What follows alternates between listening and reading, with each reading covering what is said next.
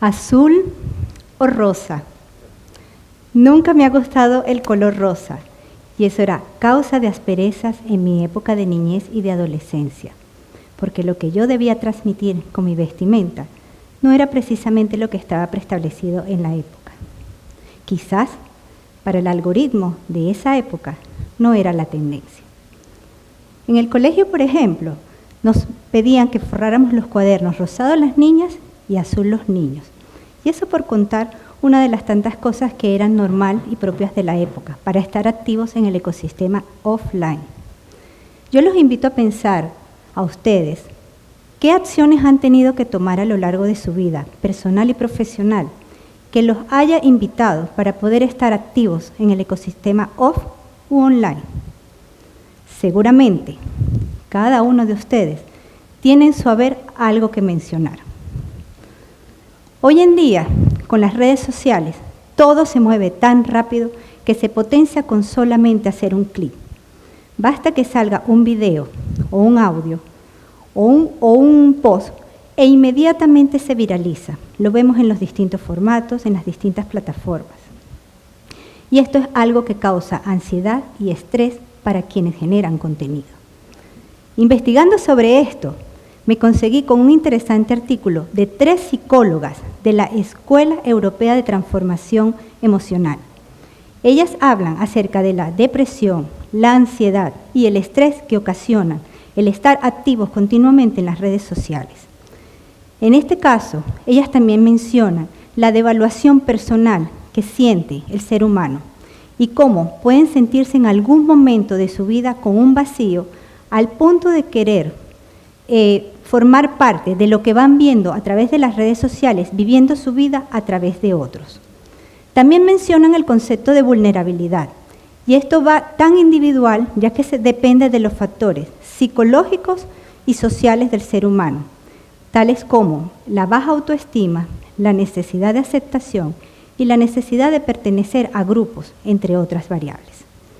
Sobre este mismo tópico, el decano de la Facultad de Diseño, Comunicaciones y Bellas Artes de Área Andina introduce el concepto de infoxicación, que consiste en recibir saturación de información a través de las redes sociales. Pero lo más importante de esto es cómo afecta a nivel emocional al ser humano. En este tópico, la OMS, la Organización Mundial de la Salud, habla acerca de la nomofobia. La nomofobia ya es una enfermedad, es una condición que padecen ciertas personas que consiste en tener la necesidad de estar conectados continuamente a su celular, e incluso aún sin tenerlo en la mano. Esta persona puede revisar su celular cerca de 150 veces al día y mucho más. Yo los invito a imaginarse todo esto que está pasando en nuestro entorno en este momento. ¿Cómo somos tan vulnerables a lo que está pasando en las redes sociales? Que puede estar pasando a alguna persona cercana a nosotros e incluso a nosotros mismos. Cuando empezamos a ver todo esto desde un punto de vista, documentándonos sobre la realidad, comenzamos a ver las redes sociales desde un punto de vista totalmente diferente, tanto los creadores de contenido como quienes los consumen. Crear contenido es una gran responsabilidad.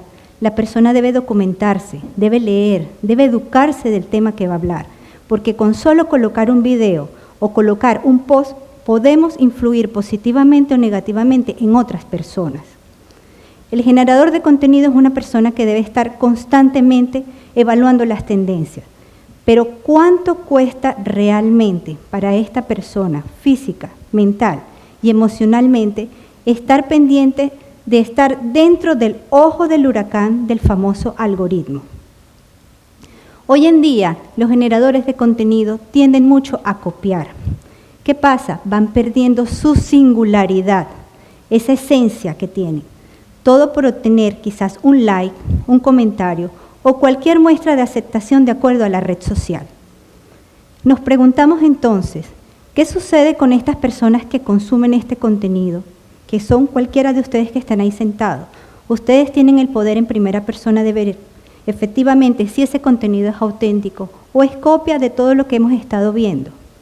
Generar contenido no es moda, es esencia de cada uno.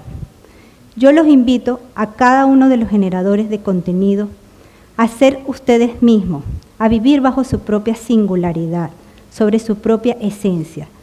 Tenemos un ecosistema de comunicación grande, robusto, poderoso, con una tecnología increíble que nunca se había visto. Utilicémoslo a favor de quien genera el contenido, pero también de quien consume. Tenemos corresponsabilidad de eso. Generador de contenido, sé tú mismo, así como la huella dactilar de cada uno de nosotros, cada uno tiene el poder de ser diferente. Yo los invito a que sean ustedes y bajo eso creen su propio algoritmo. Muchas gracias.